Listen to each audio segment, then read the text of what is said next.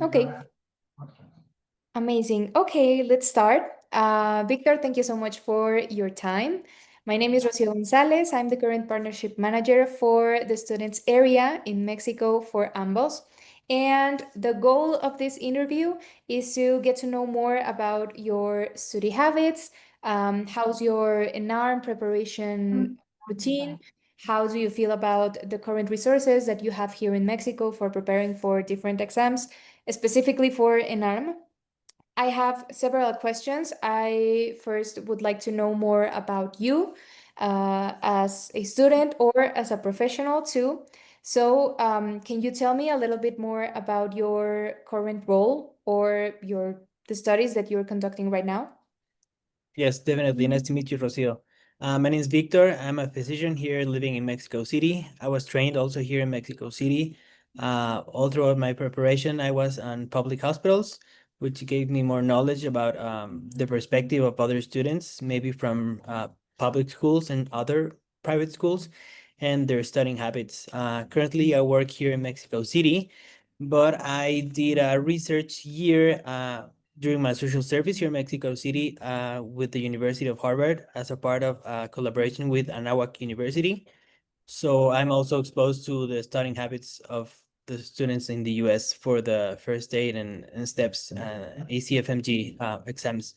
Currently, I mix my practice with some teaching and also clinical practice and surgical practice along with some physicians. So essentially, that's a perspective of who I am and what I do currently. And I'm currently prepping myself for the national exam, which in Mexico is called ENARM. That's amazing. Okay. Before talking a little bit more of the ENARM and your current study routines, I would like to let you know that this session is going to be recorded. If there's some personal data or information that is treated during the interview, and it's it's something that we discuss during the recording. I would like to know if you're okay with it, if you have any issue with us using the recording only for internal purposes in AMBOSS.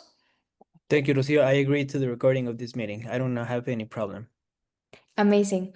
Okay, so now going to the ENARM topic, you have already mentioned that you are preparing currently for ENARM, but have you ever prepared for any other exams, or are you preparing currently for any other study goal?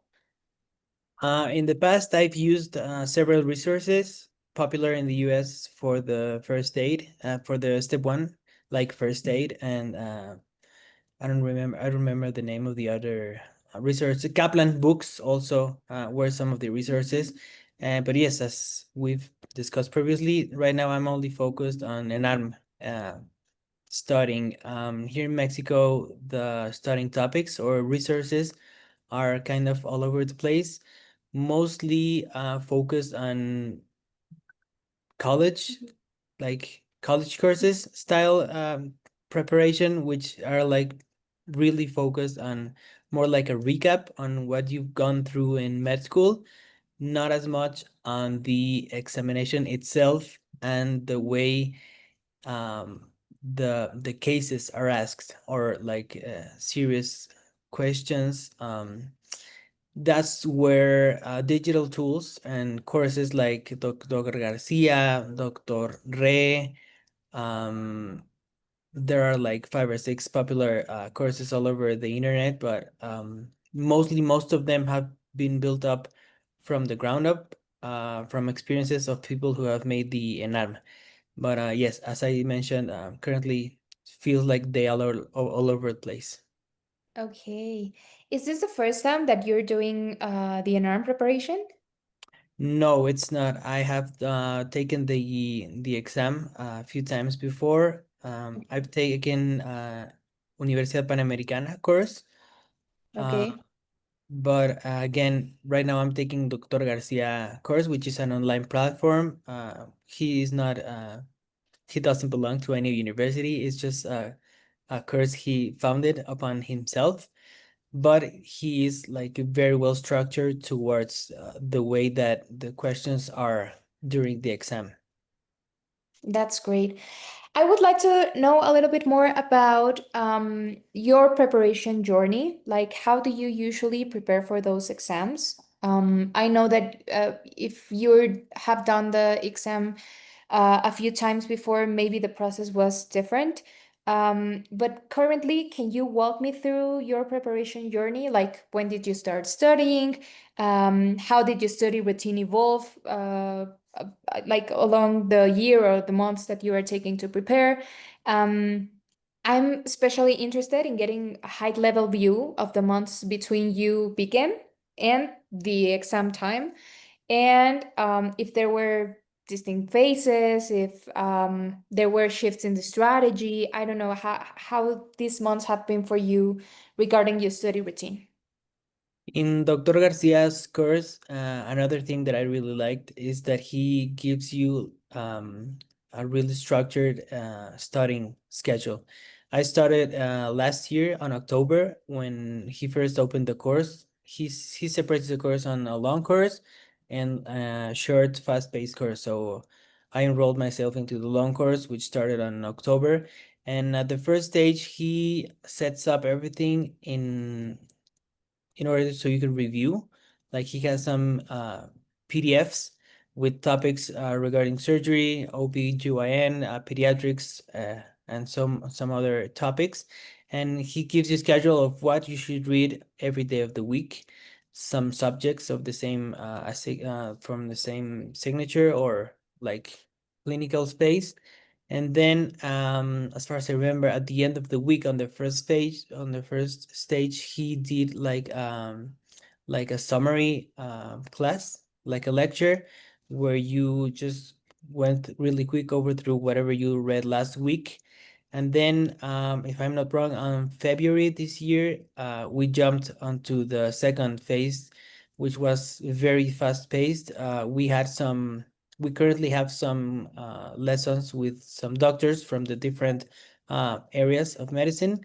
Those are from 1 to 3 hour sessions where they first cover the theoretical part of the signature and the topics that we have to read, but they mix it with clinical cases and with different options to make you start thinking in the same way that the exam presents itself to you. Also, what I really like about this course and what I really use is that apart from the PDF files on the platform, we have different Zoom trainings with images because a small part of the ENARM, but important though, is images and identification. And also another thing that is really important is some sort of space repetition training in his platform, where he gives you like flashcards where you can practice.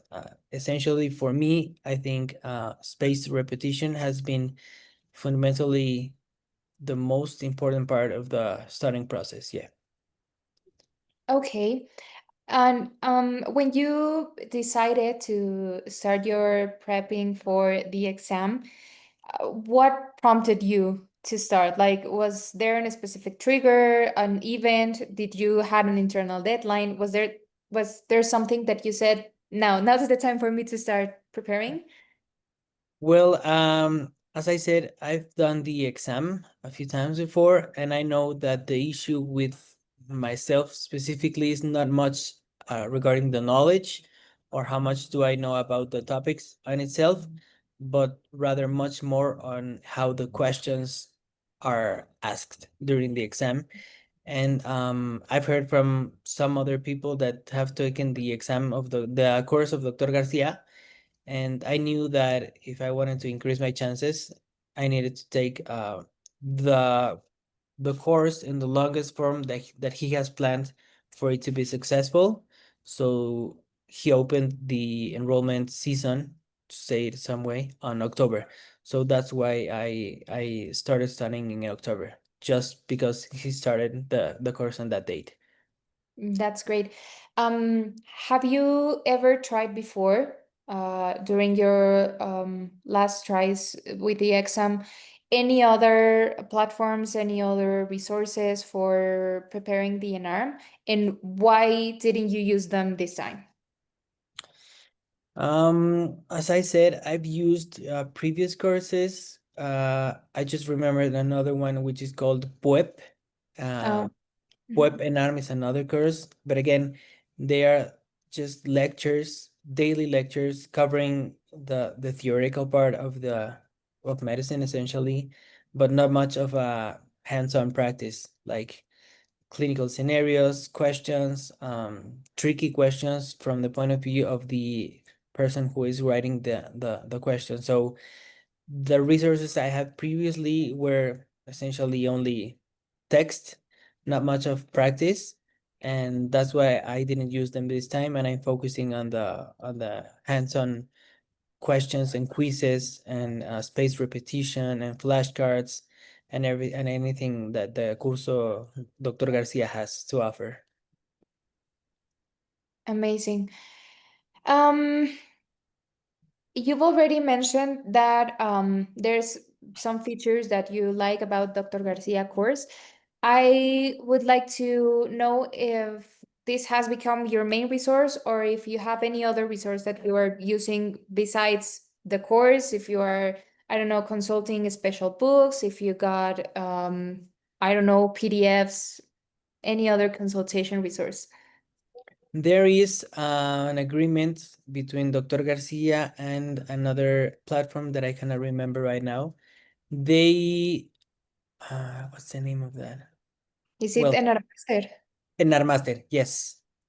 They mainly focus on exams, and you control how many questions and what are the topics to cover. They have some spaced repetition based into their quizzes and exams, but I haven't used it that much, even though I bought it, because I feel like there's sometimes not much of a relationship between what comes into an art master and what the doctors in Dr. Garcia courses tell you that it's important for the exam. Okay. Um, Something that I think it's quite important is what's your experience regarding the decision of doing an investment in any specific prepping resource for ENARM? I'm going to explain myself, and it's you could think that regularly you have the option of preparing yourself or getting a resource. In which point do you think that you decided that you needed to invest in getting a resource? Because the tipping point was really the fact that I knew that knowledge was not a problem. Like personally, it wasn't much about the knowledge, but I'd rather need structure and a way to study from someone who has done it before and a proven strategy that has helped other people. So that's where I decided to invest in the resources. In this case, it was Dr. Garcia, of course, basically for the structure and the organization. Okay.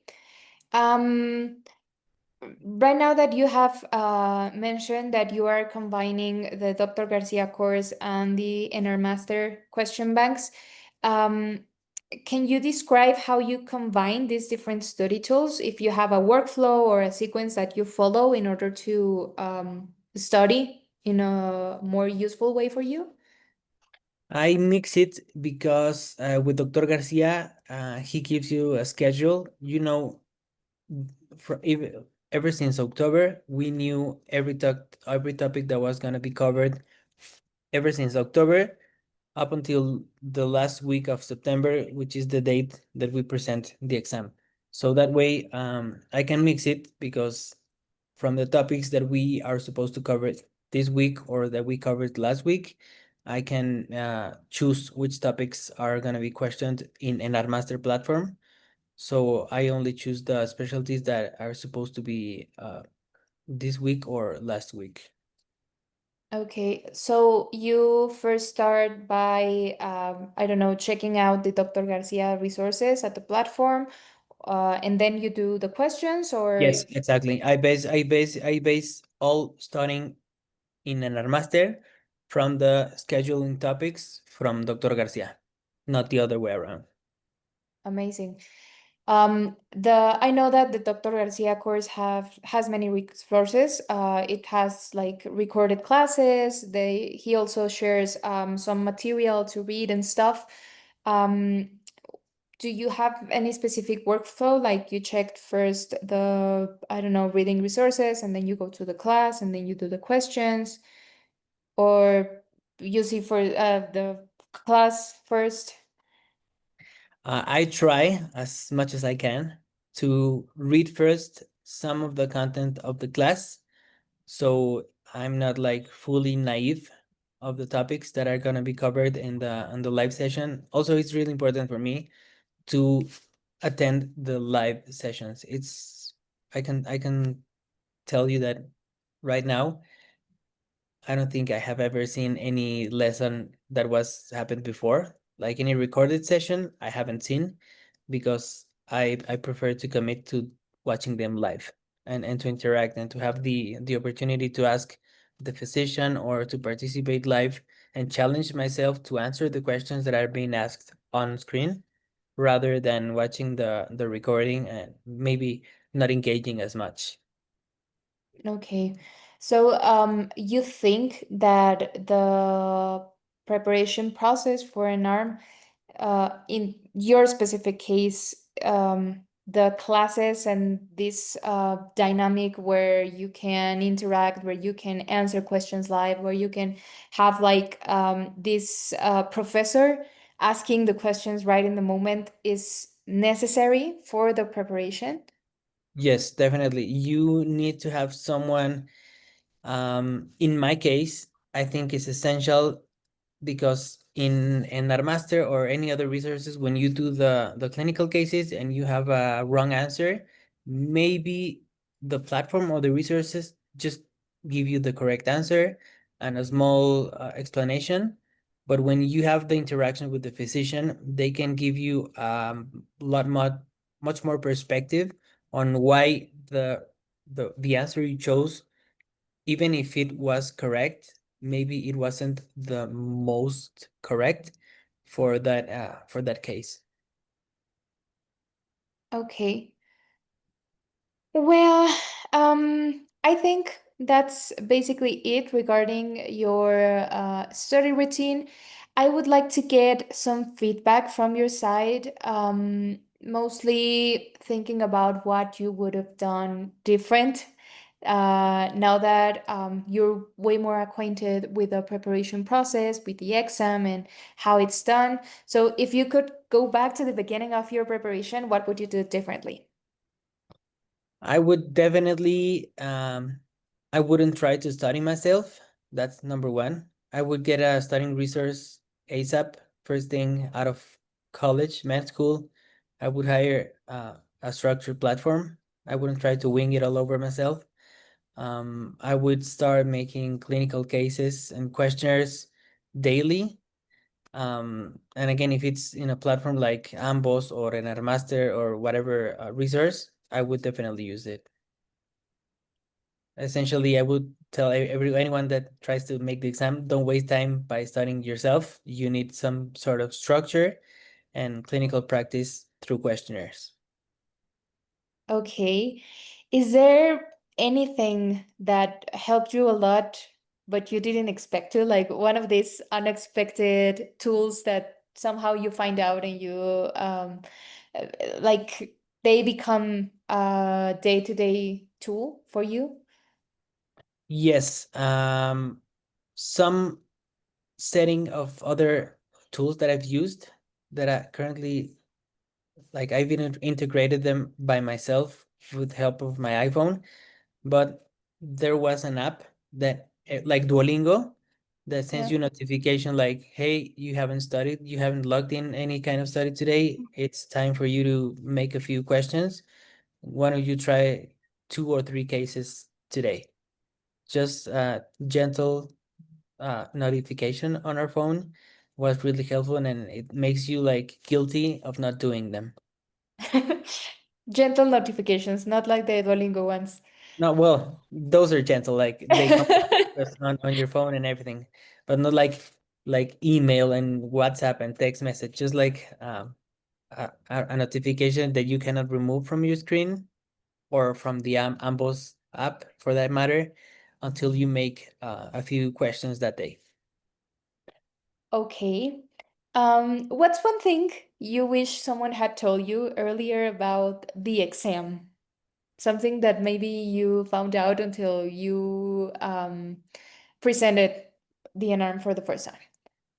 The ENARM exam is not about how much you know or how well you practice medicine, but it's purely focused on answering techniques and knowing how to interpret the questions and understand the perspective that whoever is writing the question wants you to have of a first contact physician.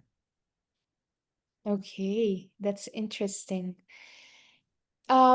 Taking into consideration the experience that you currently have with the preparation process for the ENARM, do you think that AMBOSS as a platform is able to do an improvement? Like, is there any area that you think that all of these platforms, all of these tools that you tried before, still are not able to deliver to the students and the physicians that are prepping for ENARM? Yes, definitely. I can see AMBOSS as a useful resource because not only they can give you the questions and the clinical cases with well structured and backed um, explanation of why you're wrong or why you are right.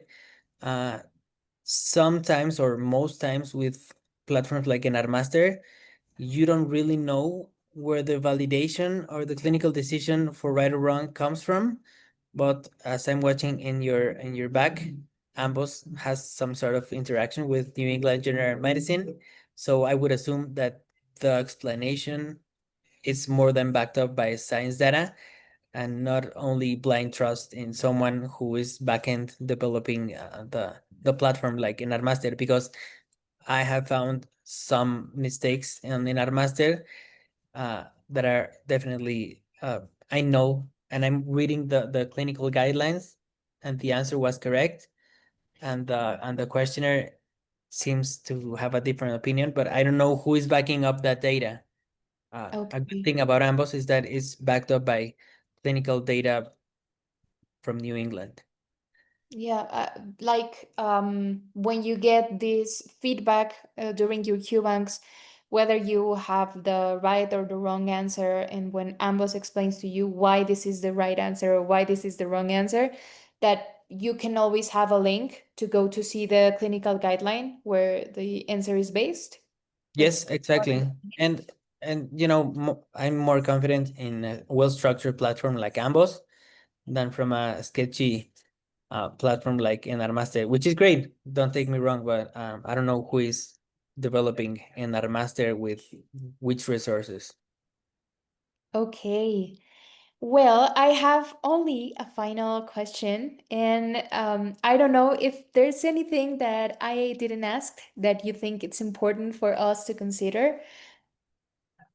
Well, I think we've covered mostly. It's just like it's also important for students or for like the whole industry, like ambos, to focus on the we are mostly on our phones and to really understand that the goal of preparation for the exam, again, as I've said many times, it's not focusing on teaching you medicine because you're supposed to know that, but rather train you to solve exams. And I think ambos has a great opportunity because it can be in the palm of your hand in your phone, so you can be all day engaged on dead times and everything, just practicing your clinical skills through exam practicing, not knowledge, but exam taking skills. Well, Victor, thank you so much for your time, for your answers. It's definitely the kind of information that we were really, really interested in getting to know more about how you're preparing, what's the gaps that you're facing in your preparation for an ARM. Um, in a way to give our appreciation for your time, I would like to let you know that we'll be sending to you uh, um, oh, a code for you to redeem, so you can try AMBOSS for a few months. Um, Amazing. it's going to be a code. I will send it over to you through the email that you shared with Dr. Garcia, the same email that I contacted you through during these days. And if you have any question, if you have any other, I don't know, information, any other suggestion that you would like to share with us, it's always going to be very, very welcome. I appreciate a lot you take some time to meet with me. And if you have any other question, any other inquiry, please let us know. We'll be happy to hear from you. Amazing. Thank you, Rocio. I will be taking up the opportunity to test AMBOSS from here until September. Amazing.